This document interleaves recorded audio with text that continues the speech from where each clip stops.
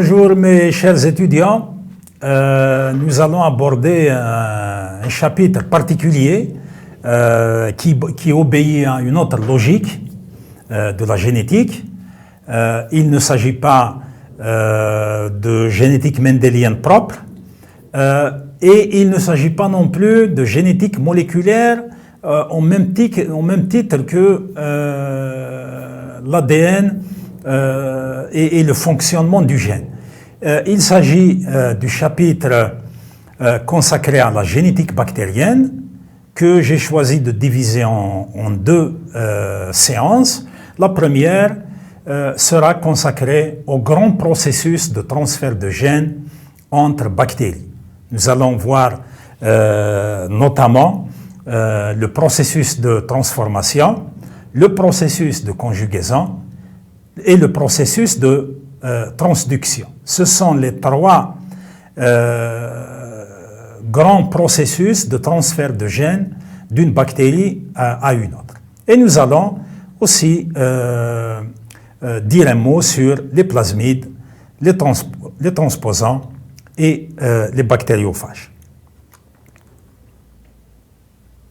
D'abord, la génétique bactérienne est regardée comme une génétique haploïde. Il n'y a pas de bactéries à deux N. La cellule bactérienne est composée d'une seule molécule d'ADN sous forme circulaire. Donc il y a un seul N. Il n'y a pas deux N. Quelques généralités d'abord sur un petit peu de terminologie usitée en génétique bactérienne, notamment quand vous voyez MM, c'est milieu minimum, c'est-à-dire tout simplement une source de carbone. On n'ajoute ni acide aminé, ni facteurs de croissance, ni sels minéraux, ni nucléotides, ni rien du tout. Donc c'est le milieu minimum nécessaire à la poussée de bactéries de type sauvage. Un milieu complet comparativement au milieu minimum, c'est celui qui est additionné d'acides aminés, de vitamines et autres. La colonie ou bien les colonies, c'est lorsque vous avez la croissance de bactéries de même génotype dans un même endroit. L'individu prototrophe est un individu, par exemple, leucine plus, arginine plus, méthionine plus. Donc il est capable de vivre dans un milieu minimum. L'individu auxotrophe est un individu qui nécessite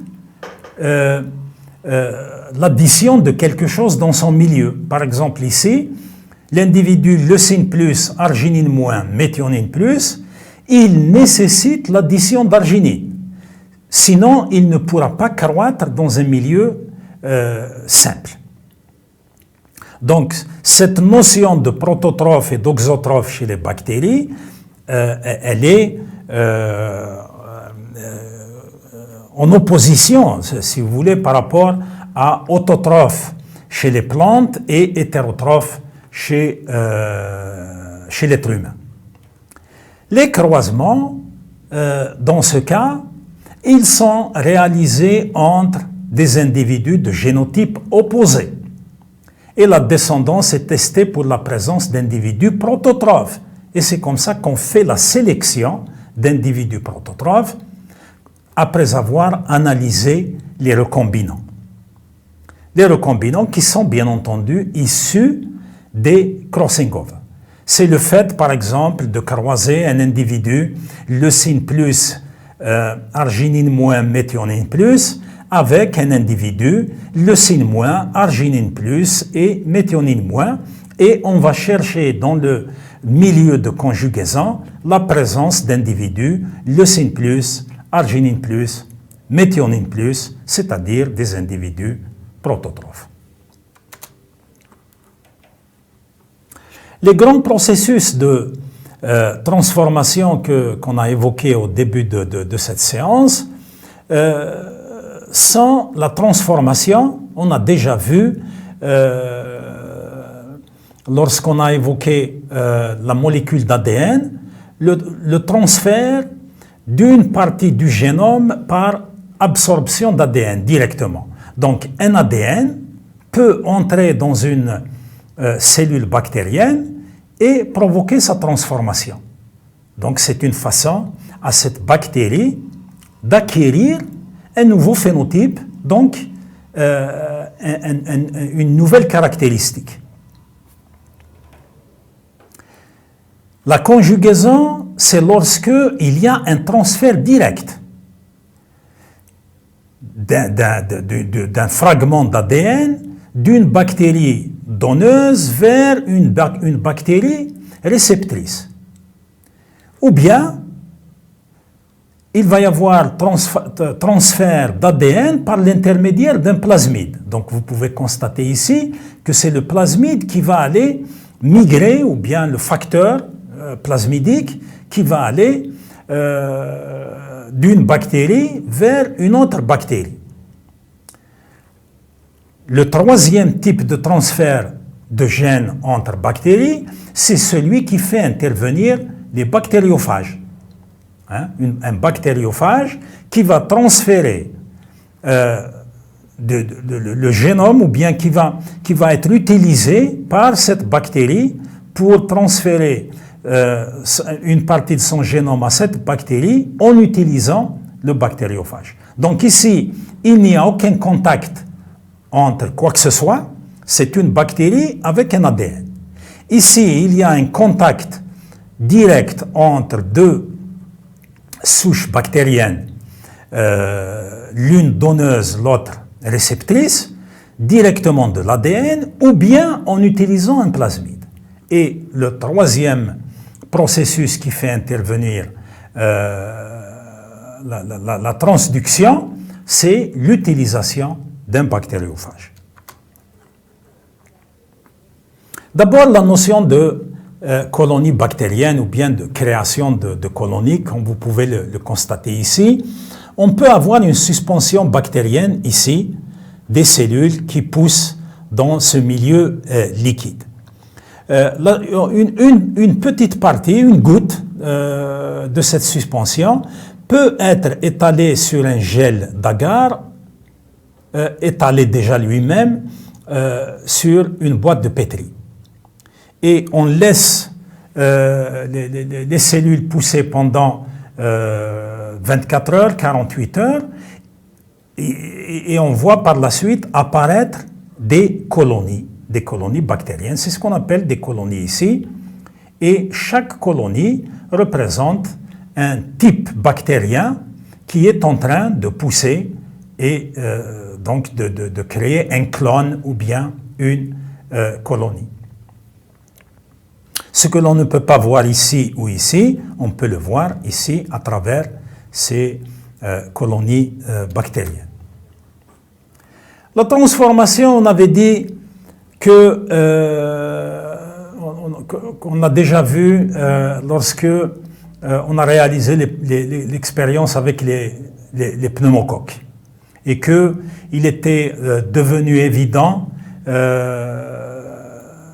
qu'une bactérie peut être transformée, une bactérie non virulente peut être transformée en une bactérie virulente par un simple transfert de matériel génétique, un transfert d'ADN tout court. Donc d'une bactérie vers une bactérie réceptrice. Il n'y a pas de contact entre deux bactéries vivantes. Le taux de transformation est généralement faible et il est d'environ 1%. Mais quand même 1% c'est beaucoup parce qu'on a l'habitude de fonctionner avec des centaines de millions de bactéries. On met par exemple 5, 6, 10 puissance 6 bactéries par millilitre. Et donc, on va obtenir quand même un certain nombre de bactéries transformées. Au laboratoire, le taux de transformation peut être amélioré en utilisant des détergents de type SDS ou Triton qui est encore meilleur. Ces détergents peuvent augmenter la taille des pores bactériens et donc faciliter l'intégration de fragments d'ADN relativement importants. La réussite de la transformation ne se calcule pas en nombre de fragments qui entrent dans la cellule ou bien en la grandeur de cet ADN. Elle se mesure en l'intégration du fragment d'ADN au niveau du génome de la bactérie.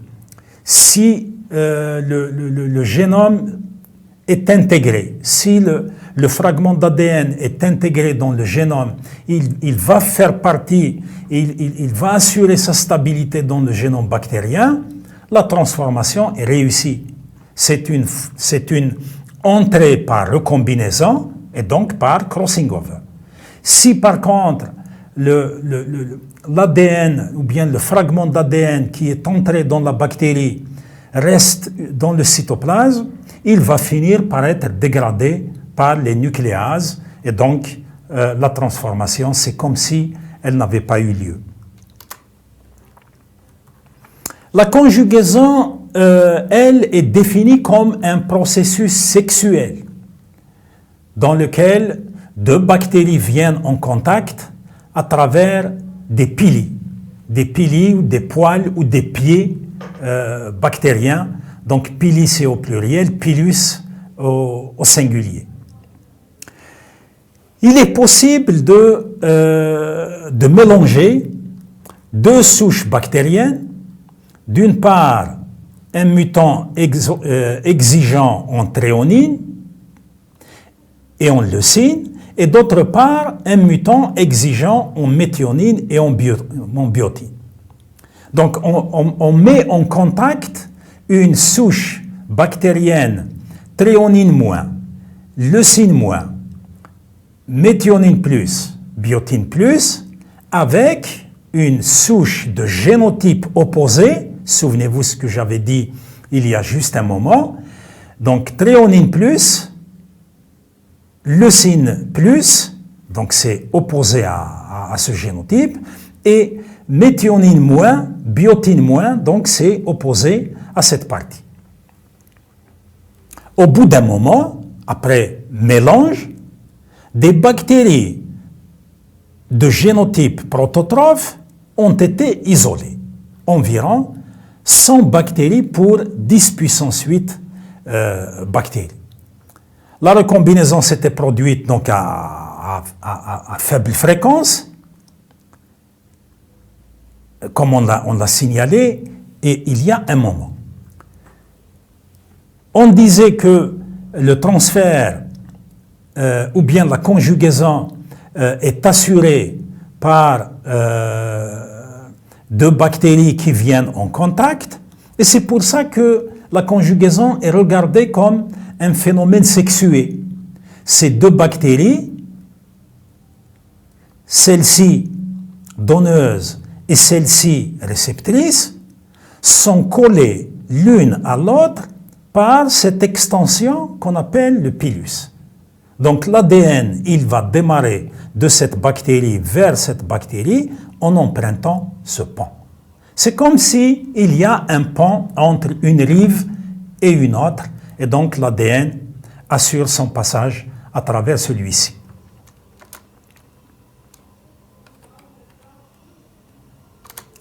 Très bien.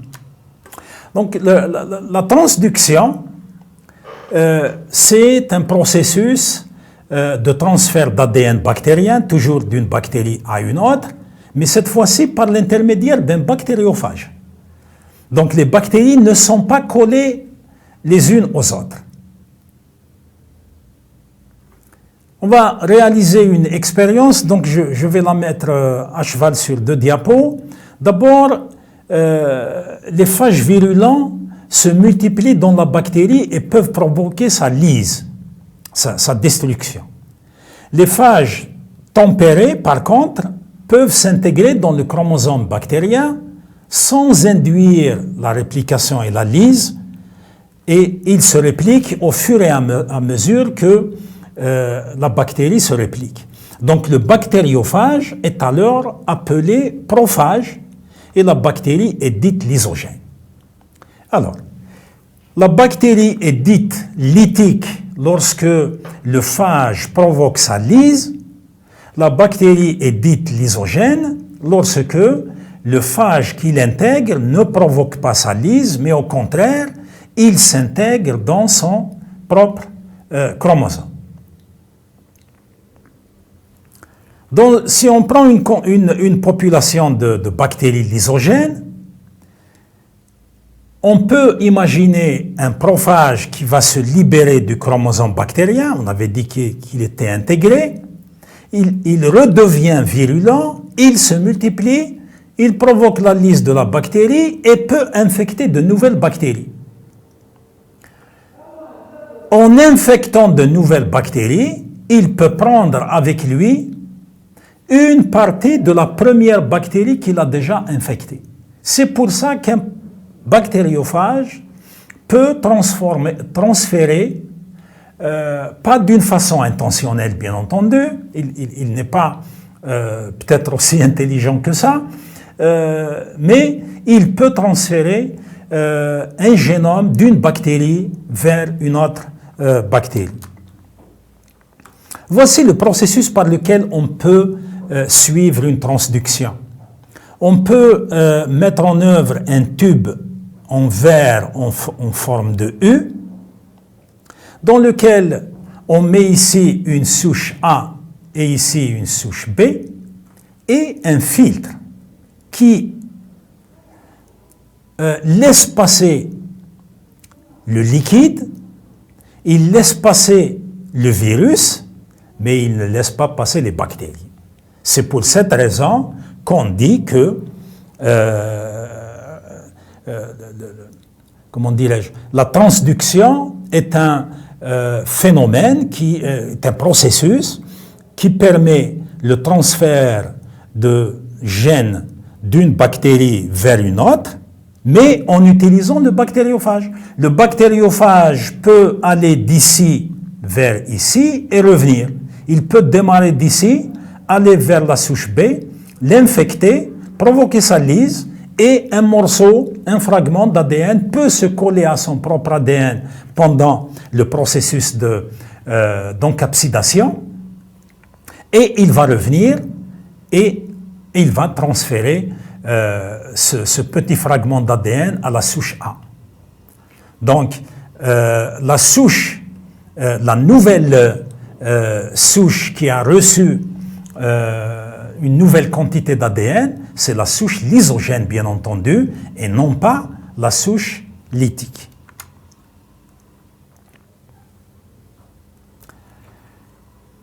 Il est possible aussi de créer des souches F' qu'on appelle la sexduction. C'est un processus un petit peu compliqué, mais c'est un processus qui permet le transfert du gène de l'opérant lactose, pour être précis. Les plasmides, ce sont tous les éléments cytoplasmiques, c'est des éléments génétiques bien entendu, qui possèdent une autonomie de réplication. Donc ils possèdent une origine de réplication et ils peuvent se répliquer. Ils se répliquent d'une façon autonome par rapport au génome bactérien, mais ils se répliquent au même moment que se réplique celui-ci. Dans la plupart des cas, les gènes codés par les plasmides sont ceux de la résistance aux antibiotiques, les antiseptiques, résistance à la surinfection, c'est-à-dire résistance à certains bactériophages. Quand on dit qu'une bactérie est résistante, c'est parce que probablement elle possède un plasmide qui est responsable de cette résistance. Les plasmides permettent aussi une adaptation à de nouveaux environnements. Donc les plasmides sont des éléments en général circulaires qui coexistent avec le chromosome bactérien au niveau du cytoplasme, mais qui parfois sont aussi intégrés dans le chromosome. On va évoquer cette situation. La plupart des résistances que l'on connaît des bactéries à des antibiotiques, à des antiseptiques ou autres, c'est le résultat de facteurs plasmidiques certains. Nous avons schématisé ici un plasmide artificiel de petite taille, hein, juste quelques milliers de paires de bases, et qui est synthétisé en utilisant plusieurs séquences provenant de plusieurs plasmides provenant de plusieurs bactéries. C'est pour vous dire tout simplement que le plasmide est un élément circulaire qui contient une quantité d'ADN très très faible. Les transposants sont des éléments mobiles. C'est des éléments d'intégration directe. C'est des éléments qui peuvent bouger d'un chromosome à un autre ou bien à l'intérieur même du chromosome sans qu'il y ait région d'homologie. Donc, on parle de gènes qui sont transposables. On parle d'éléments, donc ces transposants qui contiennent quelques petites séquences d'ADN nécessaires notamment à l'excision, l'intégration et la transposition, la mise en place de ce fragment d'ADN au niveau d'un chromosome particulier ou bien qui peut changer de lieu vers une autre bactérie. C'est aussi, le transposant est aussi un mécanisme d'adaptation génétique qui est très efficace lorsque les bactéries veulent s'adapter à un environnement particulier. On connaît beaucoup de transposants au niveau du maïs et ce sont ces transposants qui ont donné au maïs sa résistance à des insectes ravageurs notamment. Le cycle de vie du virus, je voulais terminer avec ça pour peut-être mieux comprendre la transduction, mais sans pour autant rentrer dans le détail de la virologie, parce que dans cette partie, nous ne devrions nous concentrer que sur la génétique bactérienne, sans pour autant aller dans le détail dans la virologie. Voici, d'ailleurs, c'est ce que fait coronavirus lorsque il va infecter des cellules. Pardon. Il va s'absorber à la paroi bactérienne, puis envoyer son matériel génétique. À l'intérieur de la cellule, voici l'ADN bactérien sous forme de chromosome et voici l'ADN phagique. L'ADN phagique peut suivre son cycle lytique, c'est-à-dire il va provoquer d'abord la multiplication de son ADN et puis la synthèse des protéines nécessaires pour la tête et la queue. C'est ce qu'on appelle l'encapsidation pour former de nouveaux virions. Et en formant de nouveaux virions, là, il provoque la lyse de cette bactérie et il provoque la mort de cette bactérie. Donc, en l'infectant, il va la tuer. Et lui, il aura répliqué son ADN et il aura formé beaucoup de virions à partir d'une seule molécule de matériel génétique de départ. Dans le cas de la lysogénie, le virus, au lieu de suivre le cycle de multiplication, il va s'intégrer dans le génome de la bactérie. Donc il fait partie de ce génome. À chaque fois que la bactérie se réplique, elle réplique aussi le génome du virus. De cette façon, il assure sa pérennité. Il se cache à l'intérieur du chromosome bactérien. Mais dans certains cas, il peut y avoir induction, c'est-à-dire il peut quitter cette situation de prophage et il va se remettre à cette situation dans laquelle il revient au cytoplasme et rebelote, il revient donc à cette position et il va y aller vers le cycle lytique. Donc globalement, le bactériophage, en infectant une bactérie, ou bien le virus en général en infectant une cellule, il a deux modes de vie. Un mode de vie qui lui permet sa multiplication immédiate et un mode de vie qui lui permet de se cacher. D'ailleurs, à titre d'exemple, c'est ce que fait le VIH par exemple, avec son matériel génétique, l'ARN, ce n'est pas de l'ADN, bien entendu, c'est un rétrovirus. Il pénètre dans la cellule, il transforme son ARN en ADN grâce à sa propre enzyme, la reverse transcriptase, et il va s'intégrer dans le génome de la cellule. L'individu, dans ce cas, il est porteur, il est séropositif, mais il peut ne pas être malade si le virus, si et seulement si, il reste à l'état d'intégration et il ne va pas aller vers la situation d'induction.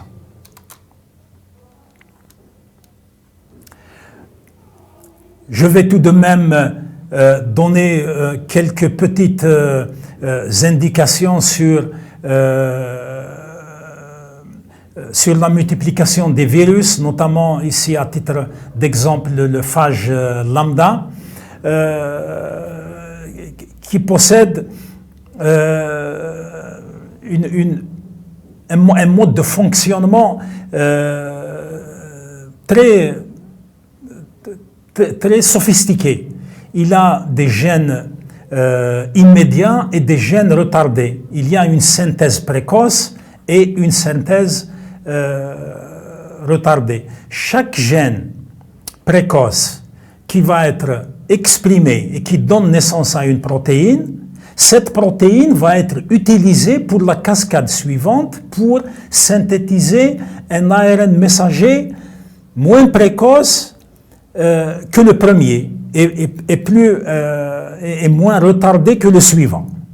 Donc à chaque fois, un gène il est transcrit, il est traduit en protéine qui va être utilisée pour la transcription des gènes retardés et ainsi de suite. Donc c'est une transcription et une traduction en cascade.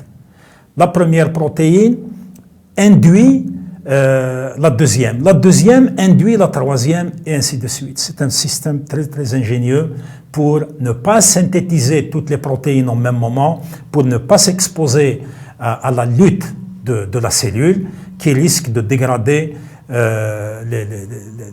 les protéines virales rapidement.